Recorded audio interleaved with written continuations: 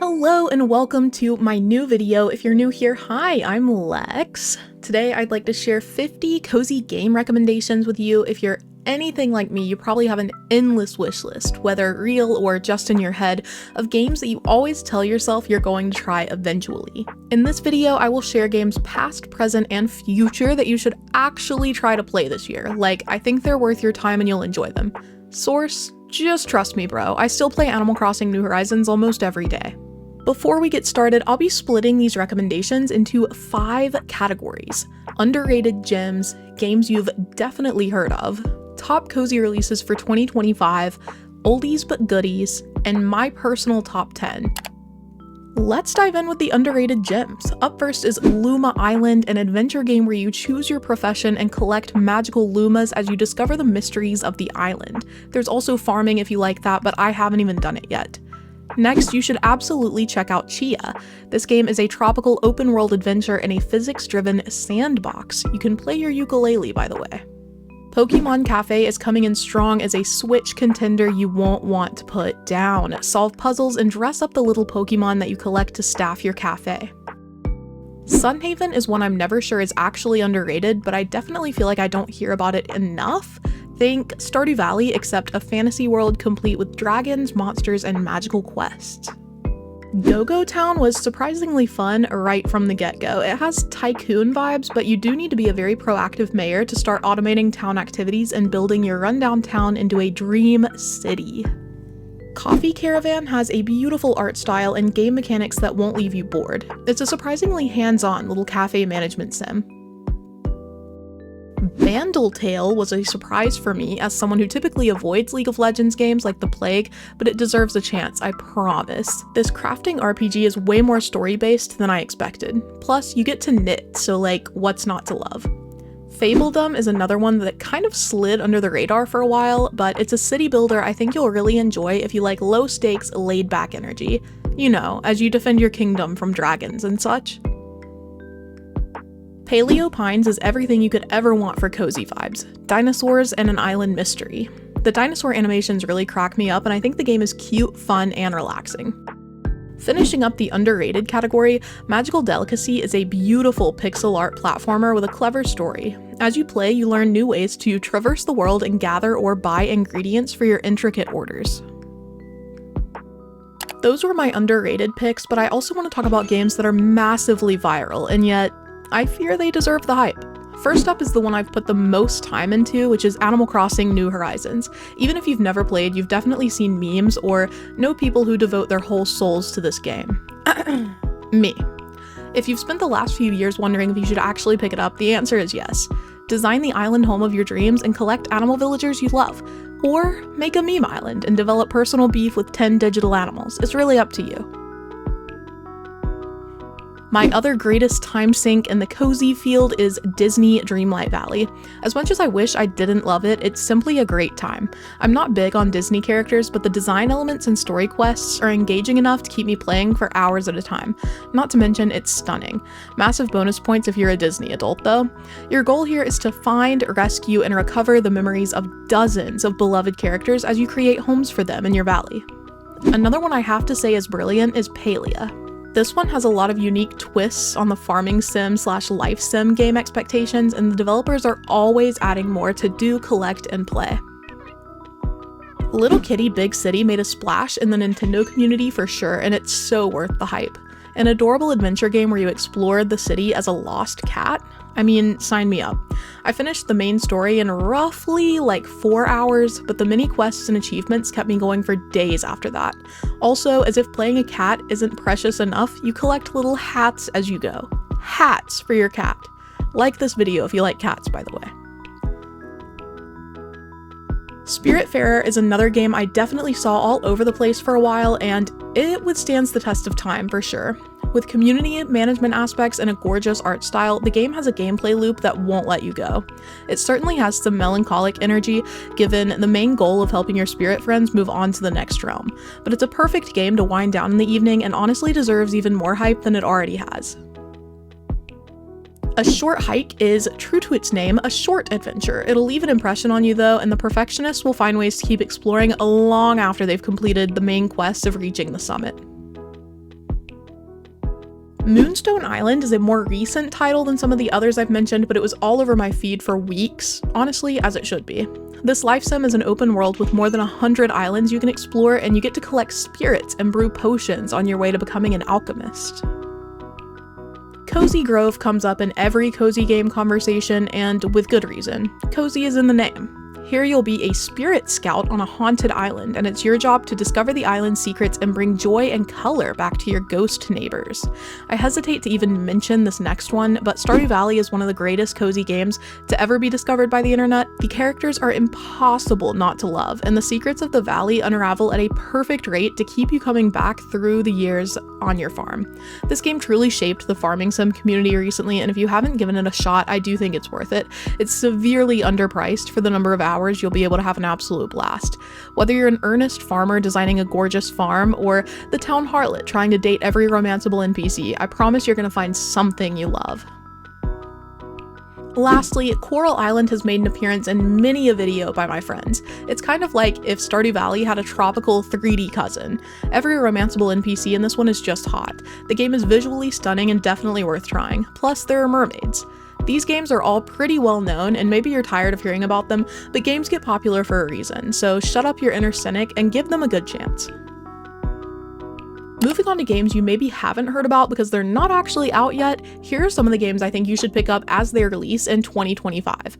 Tales of the Shire has made some waves, as it's a Lord of the Rings life sim where you get to carve out a name for yourself in an idyllic little corner of Middle-earth. Coming in March, this one has me on my toes.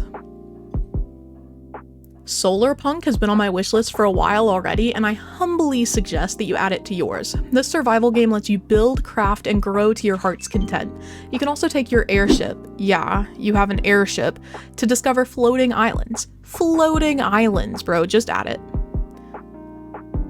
Game devs are always looking for ways to flip the farming sim genre on its head, and Ritual of Raven looks like it's going to do just that. Imagine a story-based farming sim, except you don't have to do the farming yourself, and also you're a witch, like casting spells and stuff. Just give me the game already.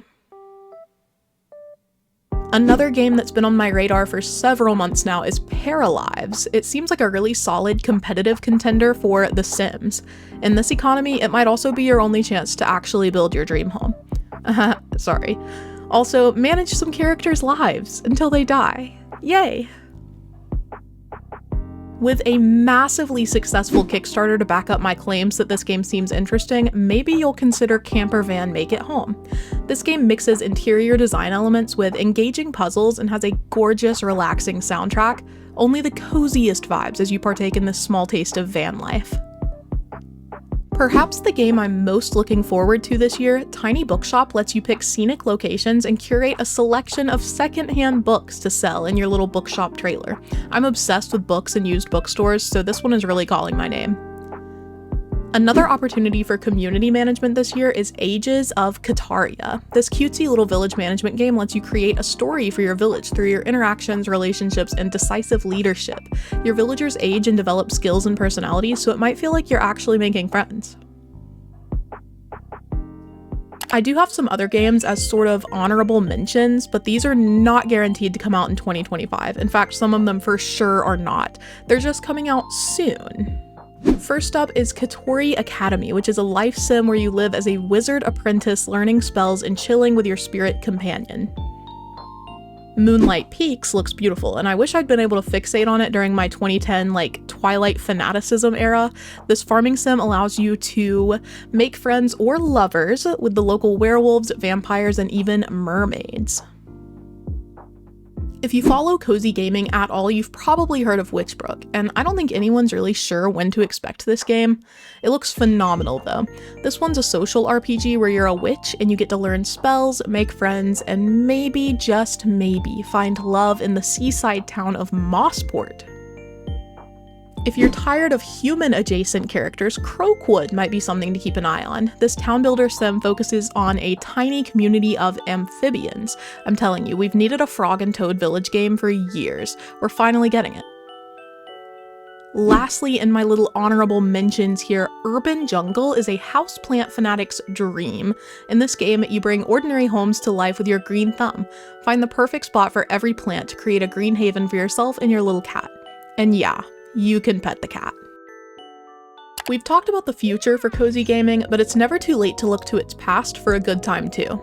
I'm going to breeze through these since they've been out for a while, but here are some of my recommendations for games that came out at least a few years ago, but that are still worth checking out if you didn't get the chance. First is Slime Rancher, which has been recommended to me by viewers over and over again. Collect slimes, enough said. Coffee Talk is a very chill talking sim where you learn about your fantasy customers' problems and serve them a warm drink. A Little to the Left is a game I've talked about before as being perfect for anyone who loves organizing. It's a puzzle game where you must arrange things perfectly in order to proceed to the next round, and as simple as that sounds, some levels were more difficult than I anticipated. It has lovely music and a great art style, plus it features cats. Moving right along, Alba is one that I've actually seen some hype about recently, even though it initially released in 2020. Help a young girl named Alba save her beautiful island and its wildlife as you interact with your fellow islanders and rescue the local fauna. In Kataria Fables, action-adventure mixes RPG and farming elements to create quite a grindy little game. You're a cat preparing to fight off a growing darkness. If you don't really want to be a cat, maybe try being a bear in Bear and Breakfast. This little management adventure game sees you running a bed and breakfast, and it's got great reviews. The game, not your inn. Yet. In a similar vein, become the best tavern keeper in the realm in Traveler's Rest. Craft, farm, build, and start creating dishes to impress your clientele. Strange Horticulture is an interesting game where you run an occult plant shop and solve a little detective mystery as you find and identify new plants. Ooblets has a little bit of everything with farming, creature collection, and life sim elements, plus it's stinking cute. Lastly, for my Ghost of Cozy Games Past segment, I have to suggest Wildflowers. This one is for my cottagecore lovers. You get to farm by day and cast spells by night. It's a witchy, story-driven life sim that makes me feel very nostalgic for some reason. Last but not least, the moment we've all been waiting for, by which I mean I have been waiting for, my personal top 10 cozy games. Except it's actually 8 because nothing else compared to these absolute banger games. Ranking them from great to the best, coming in 8th is Cat Cafe Manager. We've talked about cafe managers today, I'm sure you get the vibes, but picture this, a cat cafe. Number 7 has to be Garden Story. This one is debatably cozy because it does have combat, but the incredibly adorable art style and the fact that you're playing as a little grape has to count for something. Save the grove from the mysterious rot. We all know fruit spoils too soon, but you can save these little guys at least. 6th is gonna be Tiny Glade. I made a couple videos playing this game, and I find it to be an enchanting little town builder. There are literally no stakes, just build to your heart's content. And people get so creative with it, like please stop. The Full of Cats hidden cat game franchise is going to steal the 5th spot because I have spent an ungodly amount of time in these point-and-click adventures, and they're honestly really cheap for the amount of game that you're getting. Just trust me and try these babies out. 4th place I've got to give to Fields of Mystria, which I honestly might consider even more highly in the future when the game is totally complete and I play it through. It's like Stardew Valley in general vibe, but the aesthetic is so satisfying and I love some of the more unique mechanics in the game. Tell me who to romance if you've played before. Now we're in the big leagues, so 3rd place for my top 10, 8 games is going to Minami Lane. It's a very quick playthrough, but the game is freaking adorable and very engaging. I actually played the entire thing in a stream if you want to follow along. 2nd place is going to a very deserving Fashion Dreamer. I've heard mixed takes on this game since its release, and I definitely think it's disappointing if you're expecting the story element vibes of previous titles like Style Savvy, but I thought Fashion Dreamer was a lot of fun. Something about really low-stakes fashion designing and modeling and making friends heals my inner child. Low-key a dress-up sim. And 1st place, which shouldn't surprise those of you who listen to me yap in other videos, goes to none other than Unpacking. I cannot explain the vibe of this game aside from nostalgia. It's so incredibly satisfying. I love the subtle story that you learn through a person's material possessions. It was fascinating to go through years of the unknown main character's life and unpack her essentials into more and more rooms. I would be delighted to see a sequel or maybe a DLC pack for this game. I'm obsessed. Please play it if you love cozy gaming vibes. And that's all, folks. 50 game suggestions to consider for 2025, and please feel free to drop your own recommendations, new or old, whenever you see this. Drop a like on your way out and subscribe for more cozy content, especially if you want to relive the Animal Crossing New Horizons glory days. But until next time, bye!